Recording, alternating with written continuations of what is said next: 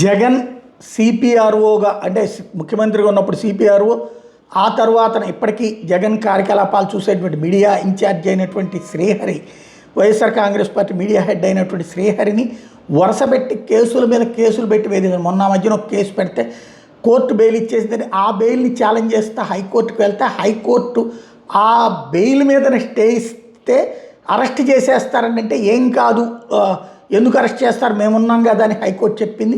కానీ హైకోర్టు నమ్మకాన్ని వమ్ము చేస్తూ మళ్ళీ కుప్పం పోలీసులు కేసు పెట్టి అరెస్ట్ చేసి తీసుకువెళ్తే అక్కడ కుప్పం కోర్టు మళ్ళీ ఆయనకి బెయిల్ ఇస్తే మళ్ళీ ఆ వెంటనే గుంటూరు నుంచి కొత్తపేట పోలీసులు వెళ్ళి మళ్ళీ అరెస్ట్ చేసి తీసుకుని వస్తే ఈలోపు హైకోర్టులో వేసినటువంటి పిటిషన్ నేపథ్యంలో హైకోర్టులో పూడి శ్రీహరికి ఊరట లభించింది. 41 నోటీస్ ఇవ్వాలని హైకోర్టు ఆదేశించింది. నల్లపాడు పోలీసులు నమోదు చేసిన కేసులో హైకోర్టు ఆదేశాలు ఇచ్చింది.